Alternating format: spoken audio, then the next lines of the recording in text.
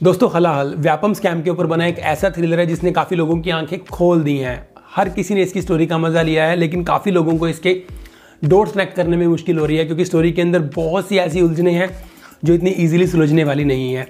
कल ही ये film premiere हुई है इरोस नाउ के ऊपर and it's a dam amazing story with the excellent screen play, performance, direction, मतलब सब कुछ अव्वल दर्जे का इस फिल्म के अंदर। मैंने इसका रिव्यू भी किया है कल और उस रिव्यू के नीचे 2-4 लोगों ने मुझे कमेंट किए हैं कि इसकी स्टोरी को एक्सप्लेन कीजिए या स्टोरी उन्हें समझ नहीं आई। फिर इंस्टाग्राम पर भी काफ़ी लोगों ने मुझसे पूछा, तो मुझे फिर कुछ एक सीन्स मतलब रिकॉल करने पड़े, थोड़ा देखने पड़े आगे कर करके, और मुझे लगता है कि शायद मैं आप लोगों की थोड़ी हेल्प कर पाऊँ जो भी आपके नोट्स हैं जो सुलझे नहीं हैं उनको लेकर। तो फिर देरी किस बात किया गाइस, शुरू करते हैं हलाल की स्टोरी का postmortem. So hello friends, this is Indrajit, welcome to the last review.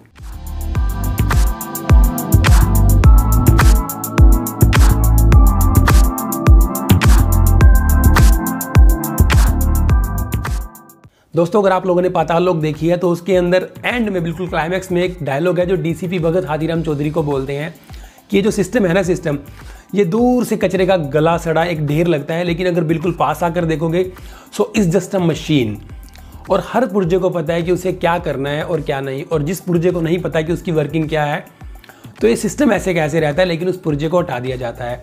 So machinery ऐसे की ऐसे ही रहती है। और इस पूरे के पूरे डायलॉग में पूरी की पूरी कहानी छिपी है हलाल की। मतलब एकदम ठीक एग्जांपल है ये डायलॉग। जब मैं हलाल को देखकर हटा था तो मेरे माइंड में यही डायलॉग आया था। तो दोस्तों हलाल की पूरी स्टोरी समझने के लिए आपको सिर्फ 3 कन्वर्सेशन देखने की जरूरत है, जो मैंने भी बैक करके देखी और मुझे समझ आया कि ओके। पहली कन्वर्सेशन वो है जहां पर प्रोफेसर मनीष, निशांत, यूसुफ और डॉक्टर शिव से मिलते हैं, जहां वो उन्हें रेलवे क्रॉसिंग पे बुलाते हैं 50 लाख रुपए लेकर कि हम आपको पेन ड्राइव देंगे, बट वो एक धोखा होता है, पेन ड्राइव तो मिलती नहीं।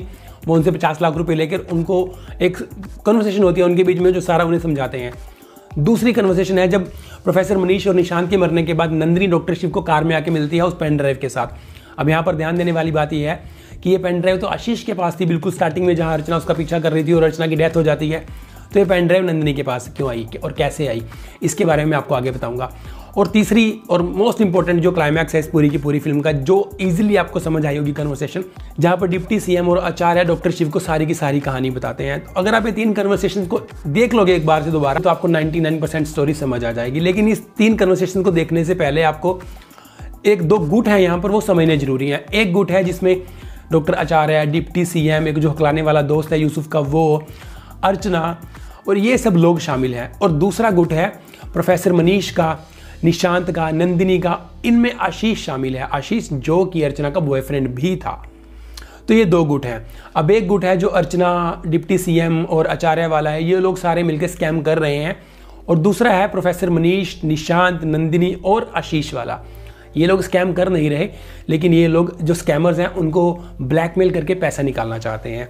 सो ये 2 गुटों को आपको समझ लिया अगर आपने इजीली। अब मैं आता हूँ कन्वर्सेशंस पे, लेकिन हम कन्वर्सेशन शुरू करेंगे रिवर्स मोड में। तो दोस्तों स्टार्ट करते हैं तीसरी कन्वर्सेशन के साथ जो क्लाइमैक्स में आती है, जहाँ पर आचार्य और डिप्टी सीएम डॉक्टर शिव को सारी की सारी कहानी बताते हैं, जहाँ पर डॉक्टर शिव को पता लगता है कि उनकी बेटी अर्चना भी इस पूरे के पूरे स्कैम का हिस्सा थी। अब जब अर्चना को पता लगता है कि आशीष एक पेन ड्राइव ले रहा है कोई और उस पेन ड्राइव के जरिए वो आचार्य को और डिप्टी सीएम को ब्लैकमेल करने वाला है, तो वो सबसे पहले इस बात की खबर आचार्य को देती है। फिर आचार्य अर्चना को बोलता है कि तुम उसे संभालो आशीष को, इतना हम कोई ना कोई बंदोबस्त करते हैं उसका। अब आशीष पेन ड्राइव लेकर हाईवे की तरफ भाग जाता है, तो वहाँ पर जो ट्रक आता है आशीष को कुचलने के लिए बुलाया गया था कि चलो आशीष का काम खत्म हो जाएगा और वो पेन ड्राइव हमारे हाथ लग जाएगी। लेकिन होता क्या है, आशीष तो नहीं मरता, वहाँ पर मिस्टेकनली अर्चना की डेथ हो जाती है। तो अब अर्चना की डेथ हो गई तो कोई बात नहीं, लेकिन अब इन लोगों को यानी कि आचार्य को, डिप्टी सीएम को, ये जो एक गुट है जो स्कैमर्स हैं, इनको आशीष चाहिए क्योंकि आशीष के पास वो पेन ड्राइव है इनकी नज़रों में, और वो पेन ड्राइव इनको जरूरी चाहिए, इसलिए आशीष इतना इंपॉर्टेंट था इनके लिए। तो ये तो थी पहली कन्वर्सेशन। अब आते हैं दूसरी कन्वर्सेशन पे, जब नंदिनी, निशांत और प्रोफेसर मनीष के मरने के बाद पेन ड्राइव लेकर डॉक्टर शिव के पास आती है और वो डॉक्टर शिव को बताती है कि जब प्रोफेसर मनीष और निशांत आपसे पैसे लेकर निकलते हैं तो निशांत का फ़ोन आता है उसके पास या मैसेज आता है उसके पास कि ये जो प्रोफेसर मनीष है सिर्फ पैसे के बारे में सोचता है और ये काफ़ी डेंजरस बंदा है। अब डर के मारे नंदिनी को कुछ समझ नहीं आता, वो एक काम करती है, फटाफट से आचार्य को मैसेज कर देती है कि आपको प्रोफेसर मनीष ही है जो ब्लैकमेल कर रहा है, जिसने 5 करोड़ रुपए कल आपसे लिए थे, और सारे का सारा किस्सा ये है। और ये बात सुनते ही नंदिनी से आचार्य प्रोफेसर मनीष को और निशांत को मरवा देता है। नंदिनी ये भी बता देती है डॉक्टर आचार्य को कि पेन ड्राइव उसी के पास है। इसका प्रूफ ये है कि जब एंड में नंदिनी को आचार्य के गुंडे ढूंढ रहे होते हैं, जहाँ से यूसुफ उसे निकाल कर लाता है, वो गुंडे इसीलिए ढूंढ रहे होते हैं क्योंकि ऑब्वियसली पेन ड्राइव किसके पास होगी, नंदिनी के पास थी और इसका सिर्फ और सिर्फ आचार्य को ही पता था, क्योंकि आचार्य को उसने बता दिया था। तो ये तो थी सेकंड कन्वर्सेशन। अब आते हैं पहली कन्वर्सेशन पे, जहाँ पर यूसुफ, डॉक्टर शिव, प्रोफेसर मनीष और निशांत की जो कन्वर्सेशन होती है क्रॉसिंग में, यानी कि रेलवे क्रॉसिंग के पास। तो प्रोफेसर मनीष डॉक्टर शिव को बोलते हैं कि आशीष भी उन्हीं का एक मोहरा था, आशीष के पास पेन ड्राइव थी भी नहीं, वो ऑब्वियसली फेक किया था उन्होंने सब कुछ, लेकिन वो वैसे ही फालतू में उसकी जान ज़ाया गई, क्योंकि पेन ड्राइव तो होती है नंदिनी के पास, जो ऑब्वियसली प्रोफेसर मनीष, आशीष और निशांत के साथ काम करती है। So that's it about these 3 conversations guys. मतलब अब मुझे लगता है कि आपके काफ़ी डाउट्स क्लियर हुए होंगे, लेकिन इसके बाद भी हमारे पास इक्का दुक्का क्वेश्चंस बच जाते हैं। लाइक सबसे पहला क्वेश्चन मेरे माइंड में जो आया था वो ये था कि हर बंदा जो सामने आता है इस पूरी की पूरी इन्वेस्टिगेशन के, वो मर जाता है, वो बलि चढ़ जाता है, तो यूसुफ और डॉक्टर शिव एंड तक कैसे नहीं मरते। तो एक बात तो ये है कि जो यूसुफ है वो बिल्कुल स्टार्टिंग में ही इस गुट के साथ लग जाता है, स्कैमर्स के साथ लग जाता है, जो उसका हक लाने वाला दोस्त होता है उसके थ्रू, कि डोंट वरी, मेरे पास डॉक्टर की सारी इन्फॉर्मेशन है और जो भी डॉक्टर इन्वेस्टिगेशन जो भी करेगा अपने लेवल पे, मैं सब आपको इन्फॉर्मेशन देता रहूँगा। तो जो स्कैमर्स का बंदा है यूसुफ, स्कैमर्स का बंदा बन जाता है एक तरह से, डॉक्टर शिव के साथ रहता है, इसलिए उसको कोई खतरा नहीं होता और वो मरते नहीं। और जब भाई साहब यानी कि डिप्टी सीएम के सामने डॉक्टर शिव आकर सब कुछ सच सच बक देता है, वहाँ पर यूसुफ भी खड़ा होता है, उसके बाद वो दोनों इसलिए जिंदा बच जाते हैं क्योंकि डॉक्टर शिव डिप्टी सीएम को बोल देता है कि मेरे पास सारी की सारी इन्फॉर्मेशन है, तुम्हारी वो पेन ड्राइव मेरे पास है, जिसका मैं कल मीडिया में जिसको एक्सपोज करने वाला हूँ। इसीलिए वो उसको नहीं मारते, क्योंकि पेन ड्राइव डॉक्टर के पास है, अगर डॉक्टर मर गया तो पेन ड्राइव फिर से मिस हो जाएगी। तो बेस्ट रास्ता चूज करते हैं डॉक्टर शिव को अपने में मिलाने का, इसीलिए वो लोग नहीं मरते, इसीलिए वो लोग बचते हैं। अगला क्वेश्चन आता है कि क्या डॉक्टर शिव और यूसुफ दोनों मिल चुके हैं इन स्कैमर से या नहीं मिल चुके हैं। तो डॉक्टर शिव मिल चुके हैं इन स्कैमर से, लेकिन अगर आप लास्ट का सीन देखेंगे वो खुश बिल्कुल भी नहीं है, क्योंकि जब डॉक्टर शिव को आचार्य और डिप्टी सीएम सारा केस समझाते हैं एंड में, तो वो कहीं ना कहीं उसे धमकाते भी हैं, डराते भी हैं कि आपके पास कोई ऑप्शन नहीं है, अगर आप भी बागी होना चाहते हो, अगर आप चाहते हो कि हमारे अगेंस्ट जाओगे तो बनेगा तो कुछ नहीं, इंस्टेड ऑफ दिस आपकी फैमिली को खतरा है और वो सब भी मर सकते हैं। तो डॉक्टर शिव के पास कोई भी ऑप्शन नहीं होता बचाए कि उनका प्रपोजल एक्सेप्ट करने के।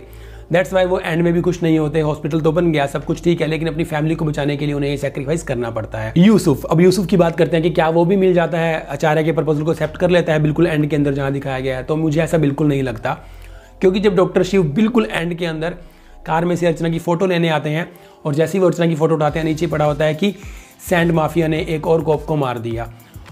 अब ये स्टोरी 6 महीने आगे जा चुकी है, अगर आप ध्यान से देखा हो आपने। तो दूसरी तरफ हमें देखा कि यूसुफ एक बाइक पे आ रहा है अकेले रोड पर चलता हुआ, और उसके पीछे से ट्रक आ रहा है, और अब ध्यान से देखिएगा वो ट्रक वही है और वो पुलिस कॉप तो ऑब्वियसली यूसुफ ही होगा। तो इसका मतलब यह है कि 6 महीने तक यूसुफ ने इन्वेस्टिगेशन बंद नहीं की थी अपनी, वो अगेंस्ट था, उसने प्रपोजल एक्सेप्ट नहीं किया था और इन द एंड यूसुफ को भी मरना पड़ा।